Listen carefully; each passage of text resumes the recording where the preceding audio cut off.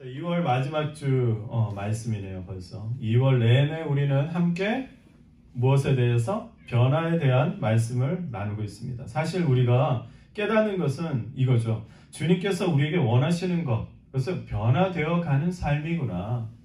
그것이죠. 그리고 우리가 주님께 드릴 수 있는 것은 뭘까요? 지금 우리가 드릴 수 있는 것. 지금 우리가 드릴 수 있는 것은요, 변화되어 가고 싶은 나의 마음이잖아요. 그렇죠?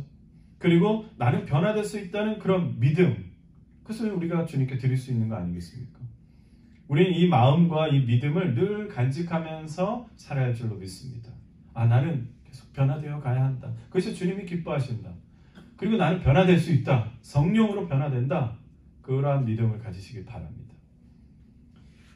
변화를 꿈꾸고 그리고 변화를 이렇게 믿는다면 우리 주님께서 우리를 향해 변화시키는 그 하나님의 능력을 나타내 주시리라 믿습니다.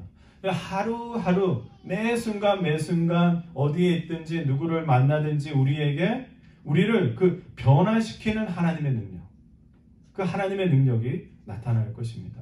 제가 첫 주에 이런 말씀을 드린 적이 있어요. 하나님은 여러분들을 하나님의 소유로, 하나님의 자녀로 소유하시는 것으로 그냥 양이차지 않습니다. 우리를 바꾸시기를 원하시는 거예요. 하나님이 소유한 그 하나님의 집이 바로 우리 아니겠어요?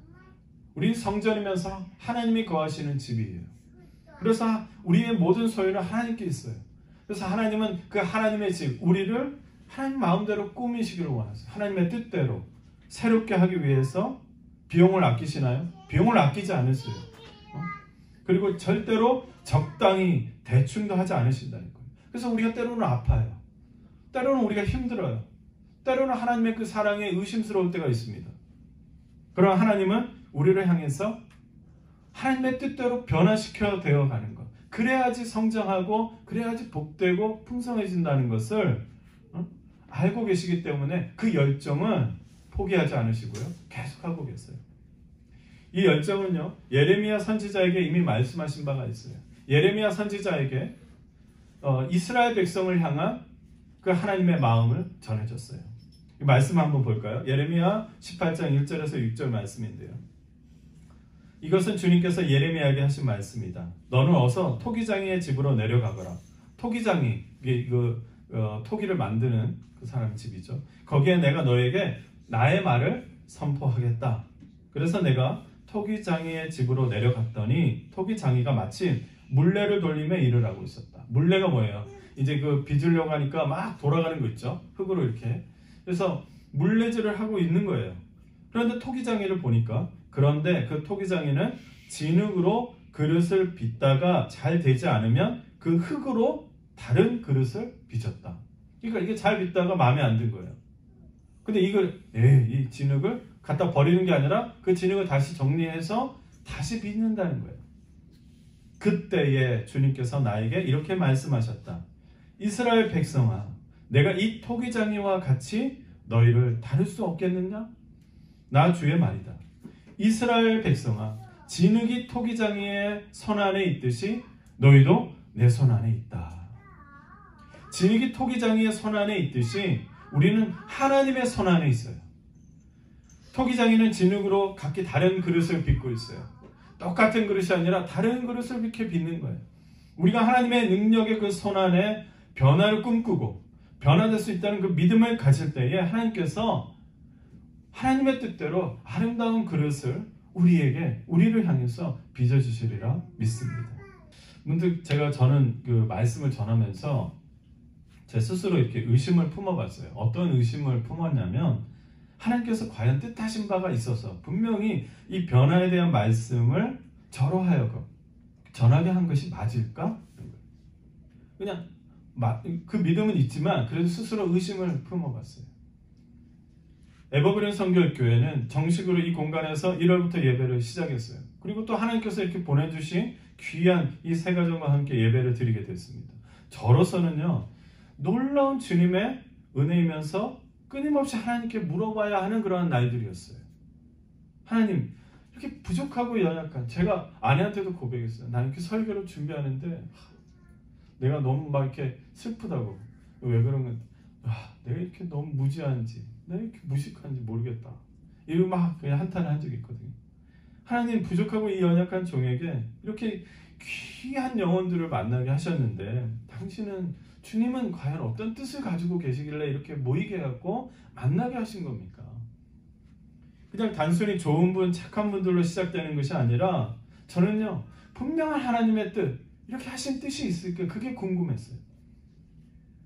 또 우리 에버그린 성결교회를 향한 그 하나님의 그 계획, 꿈이 너무나 궁금한 거예요. 아마도 저에게 이렇게 질문하실지도 모르겠어요. 목사님 그럼 아무런 그 계획도 없이 그렇게 개척을 하신 거예요?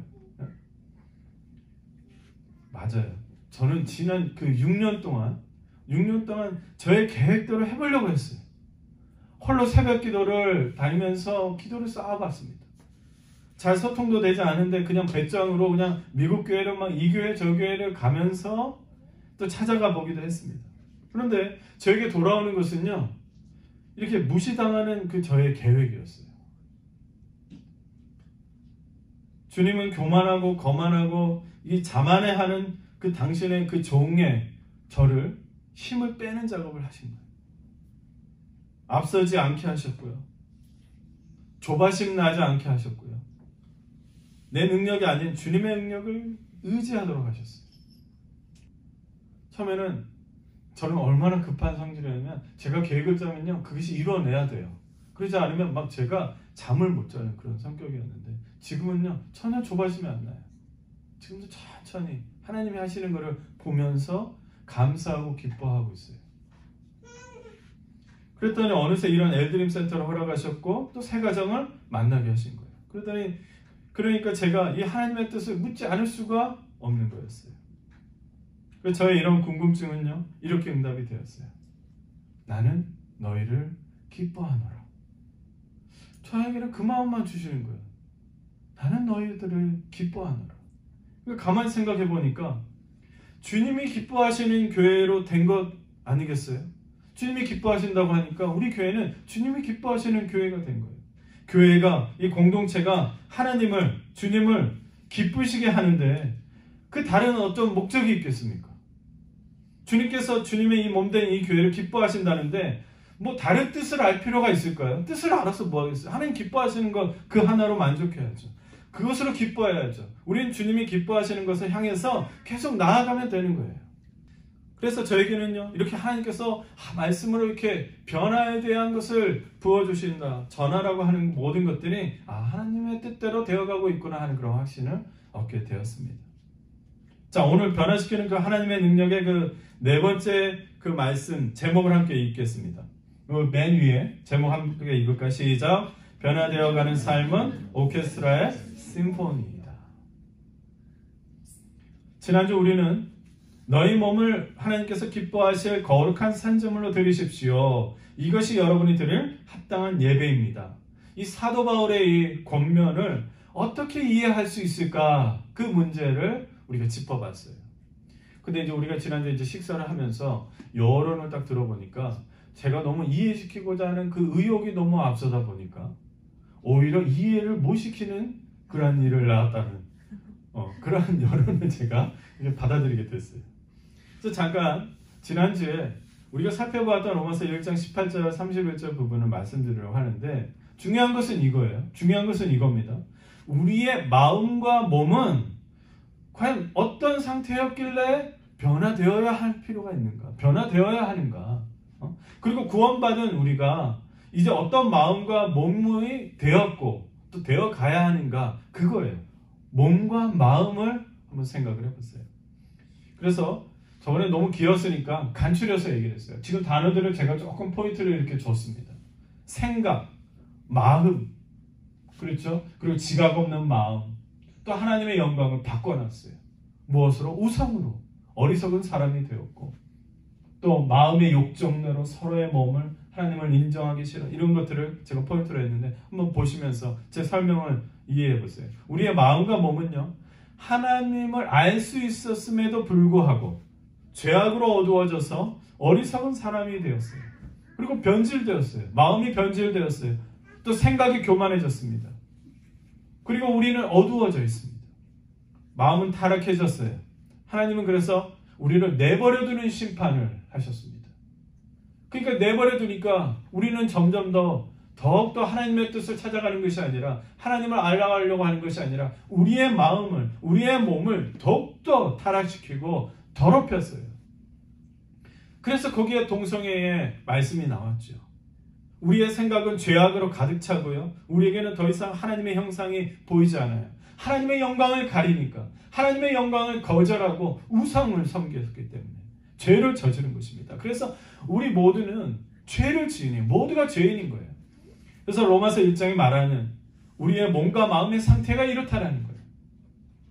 그러나 우리는 예수 그리스도의 십자가 복음으로 저렇게 절망적인 상태에서 구원을 받게 되었습니다. 구원을 받았으니 구원이라는 것은 여러분들 잘 아셔야 돼요. 구원은 위치가 완전히 건전해서 옮겨버린 거예요. 그러한 개념이에요. 그랬더니 우리가 여기에 와보니까 하나님의 뜻이 분별되기 시작했어요. 그전에는 죄라고 생각도 안 하고 죄를 깨닫지도 못했는데 그것이 죄로 받아들여졌습니다. 죄를 알게 되었어요. 그리고 우리 안에서 누가 역사하냐면 성령님이 계속 작용하시는 거예요. 계속 역사하시는 거예요. 우리의 마음과 생각을 새롭게 해주는 거예요. 자꾸 그 전의 것들이 자꾸 우리를 괴롭히고 더럽히고 영향을 주려고 하지만 성령님은 포기하지 않으시고 우리의 마음과 생각을 새롭게 해주시고 변화를 받게 되는 거예요. 그래서 예수님께서 요한복음 3장 5절에 누구든지 물과 성령으로 나지 아니하면 거듭나지 아니하면 하나님 나라에 들어갈 수 없느니라. 우리는 이제 하나님 나라에 들어간 사람들이에요. 따라합시다. 우리는 하나님 나라에 들어간 사람들이다. 들어갈 게 아니라 들어간 사람들이에요. 이미 여러분들은 하나님 나라에 들어간 사람들이에요. 왜 그럴까요? 우리 안에 성령님이 계시고 우리 안에 작용하고 계시고 우리는 하나님 나라에서 지금 살고 있는 거예요. 그래서 우리에게 가장 첫 번째, 우리가 하나님 나라에 들어갔으니까 가장 첫 번째 회복될 일이 무엇이겠습니까? 하나님을 찬양하는 거예요. 하나님께 영광을 올려드리면서 하나님을 기뻐하며 하나님을 즐겁게 부르며 찾는 것이 회복되어야 하고 회복되어 가고 있는 것입니다. 그래서 하나님을 향한 예배가 회복되었다는 거예요. 가장 우선적으로 회복되어야 할 것이 바로 예배입니다.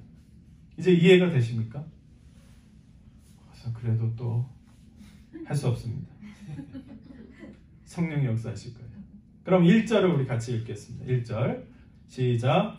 형제자매 여러분, 그러므로 나는 하나님의 자비하심을 힘입어 하나님의 자비하심을 힘입어 나는 여러분에게 권합니다. 하나님의 자비하심으로 우리는 구원을 받았고 하나님의 자비하심으로 우리는 하나님의 자녀가 되었고 하나님의 자비하심으로 하나님 아래서 우리가 형제 자매가 되었으니까 그것에 힘입어서 내가 당신들에게 정말로 구원합니다. 사랑하는 마음으로 구원합니다. 이 얘기예요.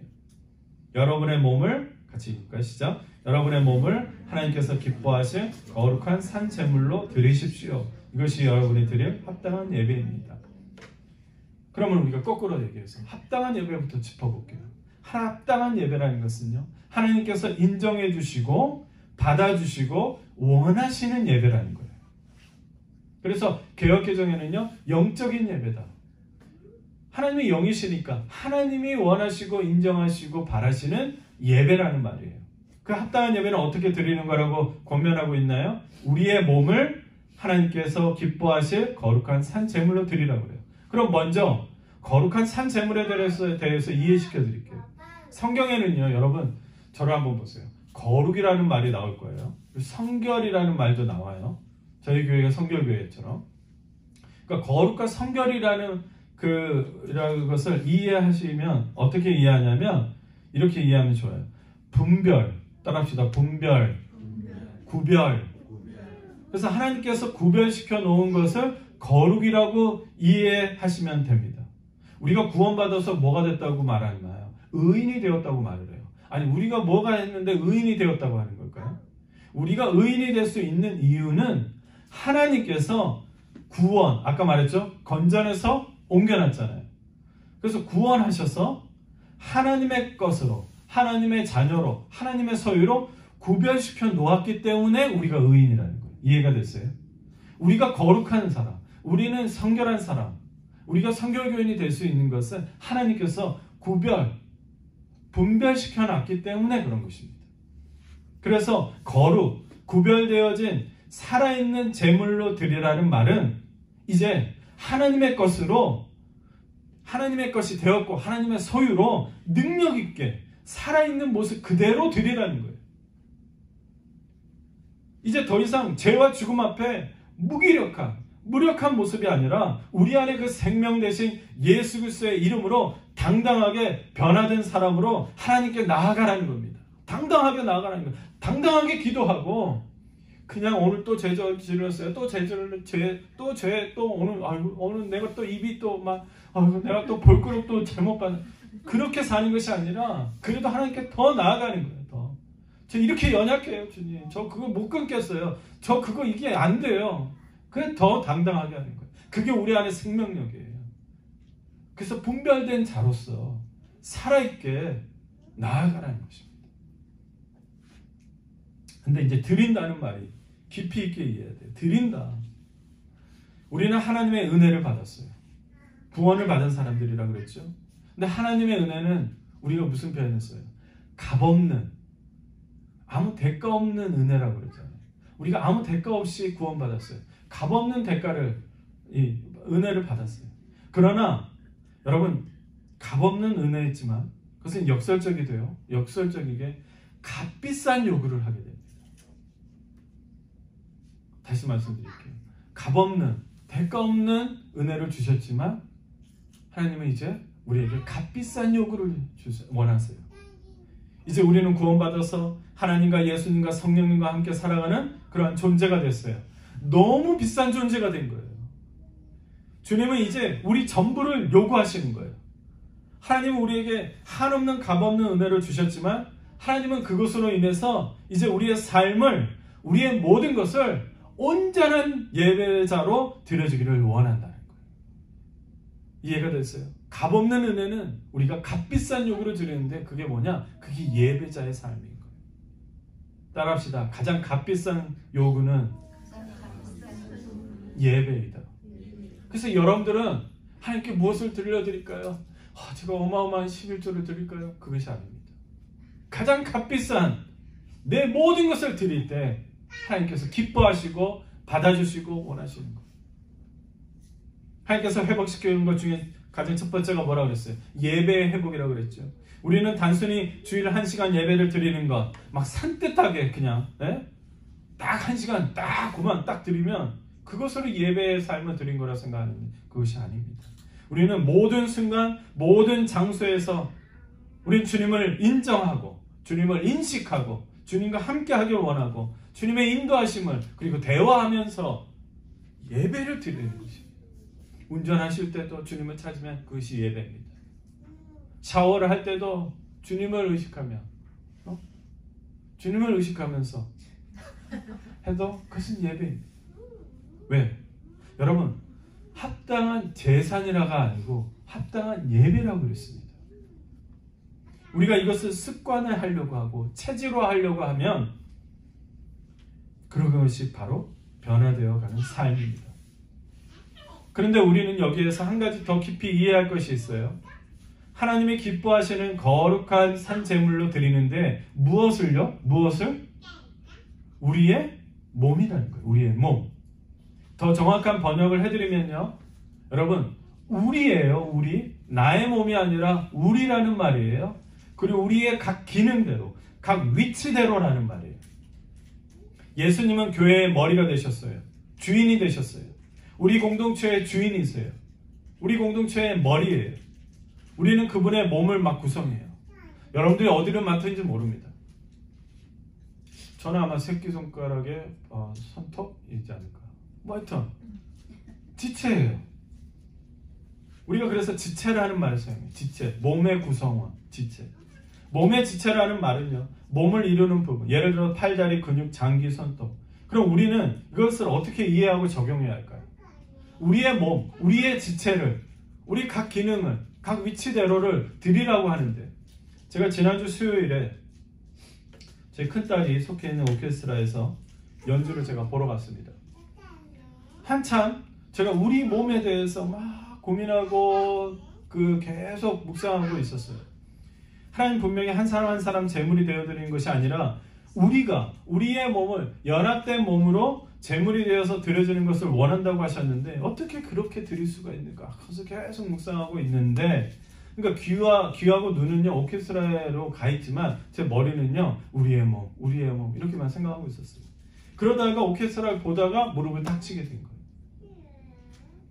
오케스트라는 이런 구성 이렇게 앉아 있는다. 여러분 아셨어요? 저도 딸들이 오케스트라 이렇게 좀 이렇게 한다고 하는데 뭐 이런 구성인들은 잘 몰랐어요. 그냥 아 저기 우리 딸이 있네 이러고만 말하지. 예. 또 앞에 앞에 있고 잘하고. 그런데 이 안에는요 여러 그룹들이 있죠. 그죠? 그룹들이 있어요. 바이올린 그룹, 비올라 그룹, 첼로 그룹, 또 이렇게 부는 악기, 뒤에 타악기 막 이렇게 있어요. 너무 유심히 보지 마세요. 그냥 인터넷에 보면 다 볼 수 있는 거예요. 대충 저렇게 돼 있다는 거예요. 근데 여러분 그룹이 되어 있대요. 바이올린, 첼로, 비올라 그렇게. 근데 그 그룹 안에는요 실력의 차이가 있대요. 그래서 그것을 퍼스트라고 세컨이라고도 하고 그래요. 그 실력의 차이가 있대요. 그리고 여러분 섞여 앉아 있는 게 아니라 막 첼로랑 바이올라, 비올라 이렇게 섞여 있는 게 아니라 친한 사람들끼리 섞여 앉아 있는 게 아니라 각자 연합해서 소리를 내기 위해서 그 앉아 있는 위치가 정해져 있다는 거. 그리고 오케스트라가 연주하는 곡을 일반적으로 심포니라고 그래요. 심포니. 이 심포니를 연주하면서 지휘자의 그 지휘에 따라서 그룹에 앉아있는 사람들이 언제 소리를 내야 할지 타이밍을 잘 봐야 한대요. 타이밍을. 어느 그룹은 기다려야 돼요. 어느 그룹은 열심히 막 연주해야 돼요. 어느 그룹은 막 이제 시작한다 하고 직전에 준비를 하고 있어야 돼요. 그리고 오케스트라는요 보니까 지휘자에 따라서 또 막 음악의 어떤 게 풍기는 그게 다르더라고요. 어떤 지휘자는요 또 과감하게 너무 틀렸다 그러면 스톱을 하더라고요. 그 완중을 위해서. 또 어떤 지휘자는 막 이렇게 어려운 곡을 어떻게 저 사람 편안하게 이끌지 그러더라고요. 지휘자에 따라서. 뭐 어떤 오케스트라는요 뭔가 막 유연하고 부드럽게 연주하는 것 같고. 그러니까 지휘자가 어떤 곡을 정하고 어떻게 지휘하냐에 따라서도 또 다른 거예요. 그 성격 또 이 오케스트라에 따라서 그들이 어떠한 성향을 갖고 있는지에 따라서 또 다르더라고요. 사랑하는 성도 여러분, 하나님은 우리 교회가 이렇게 오케스트라의 아름다운 심포니를 연주해 내기를 원하십니다. 그 심포니가 우리가 드릴 예배의 삶인 거예요. 어느 누구도 튀는 소리를 내고자 해서는 안 되는 거예요. 누가 튀는 소리를 내면 안 되는 거죠. 서로의 그 신앙의 상태를 이해해 주고요. 그리고 서로 섬겨주고 이끌어줘야 합니다. 우리의 몸을 드리기 위해서 우리의 서로의 지체를요. 우리의 몸은요. 그냥 드리는 게 아니에요. 우리의 지체를 서로 존중해줘야 하잖아요. 기다려줘야 돼요. 드릴 수 있도록. 그리고 거룩하게 분별되는 삶을 살 수 있도록 도와주고 가르쳐주고 이끌어주는 거예요. 기도해주는 거예요. 하나님은 당장 막 거룩하고 살아있는 재물을 막 올리라고 재촉하지 않으십니다. 왜? 하나님은 우리를 기뻐하고 계시잖아요. 하나님의 뜻을 멀리했던 사울 왕이요. 사무엘을 기다리지 않고요. 지금 막 전쟁에 나가야 하거든요. 그러니까 지금 마음이 조바심이 나가지고 사무엘이 빨리 와는 막 시간 빨리 가야 하는데 제사를 드리고 빨리 후딱 제사 드리고 지금 전쟁 나가야 하니까 뭐가 급해? 그러면 사무엘 뭐다? 그럼 우리가 빨리 하자. 사울 왕이 그냥 제사를 드려버렸어요. 그리고 사무엘이 딱 왔습니다. 당연히 이 제사는요 하나님께 받아들여지지 않고요. 사무엘이 사울에게 진정 하나님께서 원하신 건 모릅니까? 당신이 많은 제사를 드릴지언정 순종하지 않으면 그거 아무것도 아닙니다. 순종이 중요하다는 것을 가르쳐줍니다. 변화되어가는 삶을 살고자 하는 것, 우리에게 필요한 것은 이제 순종입니다. 먼저 변화되어가는 삶을 꿈꾸세요. 우리는 변화되어 간다. 그리고 우리는 변화될 수 있다. 믿어야 합니다. 내 자식도 변화될 수 있다. 내 직장 상사도 변화될 수 있다. 전도될 수 있다. 그들도 만날 수 있다. 지금 우리 하나님 아버지는 우리 에버그린 성결교회를 기뻐하십니다. 그리고 여러분들을 기뻐하고 계십니다. 근데 우리가 연합해서 서로 섬기고 기다려주고 서로 이끌어주면서 기도해주면서 거룩하고 살아있는 제물이 될 때에 하나님은 우리의 몸을 더 기쁘게 받아주실 줄로 믿습니다. 이것이 바로 우리가 드릴 합당한 예배인 거예요. 우리가 변화되어야 하는 것은 합당한 예배, 주님이 기뻐하시는 예배로 나아가는 그러한 삶인 줄로 믿습니다. 2월 동안 여러분들 변화되어가는 것에 여러분들 마음에 충만해지는 그러한 시간이 되었을 줄로 믿습니다. 이제 3월이 다가오는데 3월을 더 기대하면서